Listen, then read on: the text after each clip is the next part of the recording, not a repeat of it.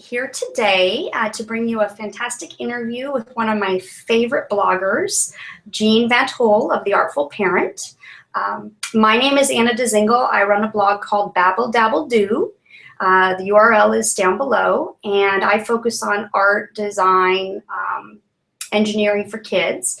And Jean is one of my longtime heroes. She is just an amazing, inspirational blogger.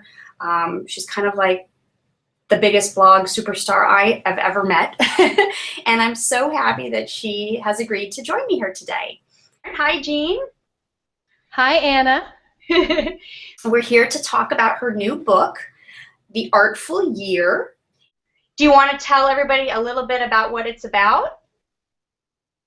It's The Artful Year, and it's about seasonal and holiday arts and crafts and recipes and ways to celebrate around the year with families.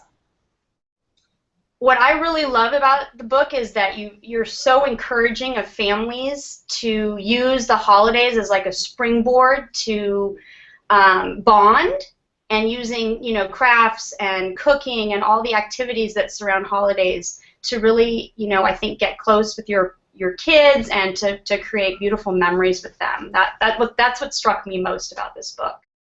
Okay, so let's get right to our questions. First question is, what is your favorite season? I don't think it's any secret that my favorite season is spring.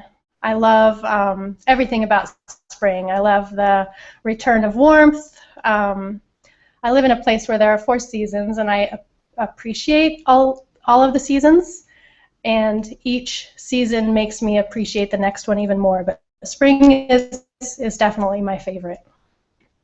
Is there like a certain craft or project that you guys do every single year that your family just loves and you look forward to? We have crafts that we do each season, each holiday. One that we do each spring is, you know, decorating and dyeing Easter eggs. That's one I think a lot of people do. We especially like the melted crayon Easter eggs and do that every single year. It's our favorite by far. Some of our other favorites are melted crayon rocks is one we do in the summer and each season really, and doodling on leaves in the fall, and salt dough ornaments in the winter. Those are some of our seasonal standbys, I guess you would call them. I was really impressed with how many Easter egg decorating ideas you have. The book is amazing. I was like, wow, I never... Perhaps a little excessive. Okay, so the next question I have is, you know, a lot of us associate seasonal crafting, and when I first got the book I thought, okay, this is about holiday crafting, but really there are 4 seasons to celebrate, and some have a dominant holiday like winter, and some don't. So for you know, seasons like summer that don't have a dominant holiday, what do you recommend doing with your kids? What kind of activities, or how do you celebrate that season? Well, for any season, summer and for any of the other seasons, I always like to look to the season itself and the themes of the season, the colors of the season, the natural world. I like to look to nature for inspiration. So in the summer, you could think about the colors, the garden, flowers, green.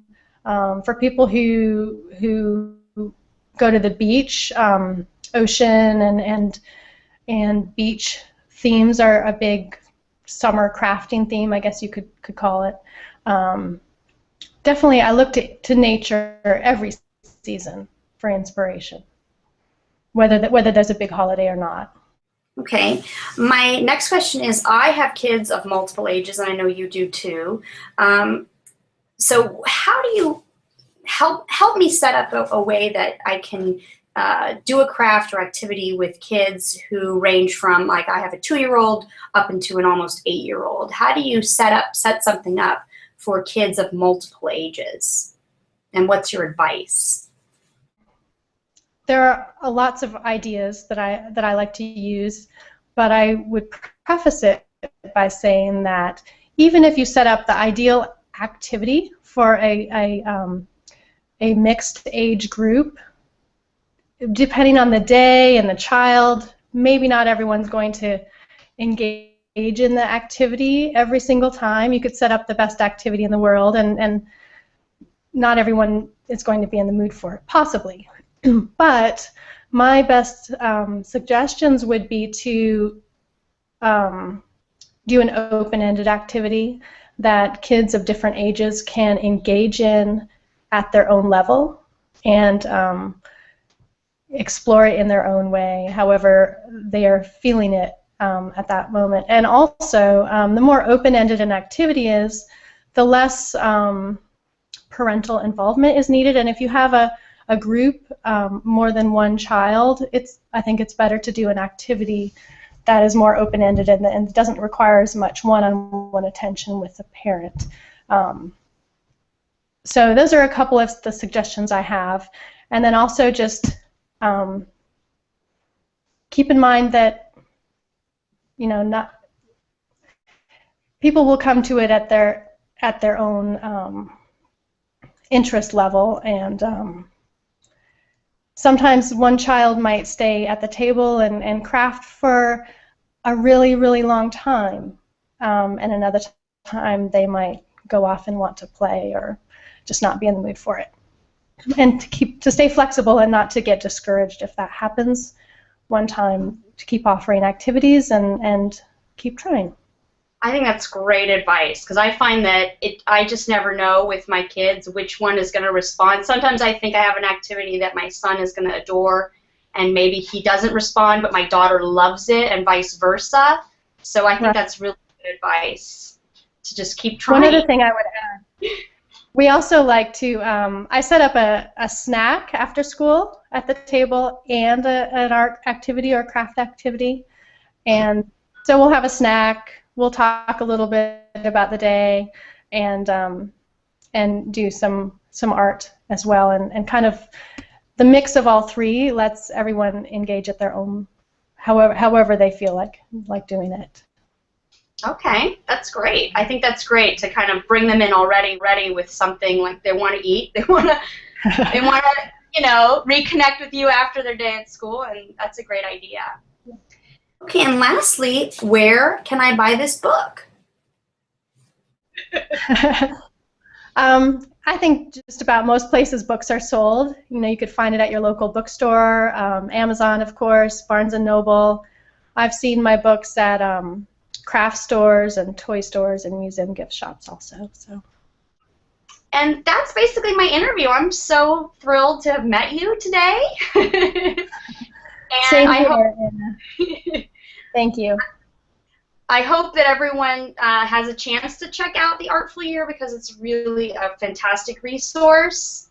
You will not be disappointed. There are 175 activities in here, which I don't know how you came up with all of those, Jean. Very impressive. I might have a bit of a problem. I think all bloggers are a little bit, we all have so many ideas and just not enough time, but you clearly made the time and just created a great resource for people, so thank you. Thank you so much. All right, that's our interview, so we'll take care. Thank you. Thank you. Bye-bye.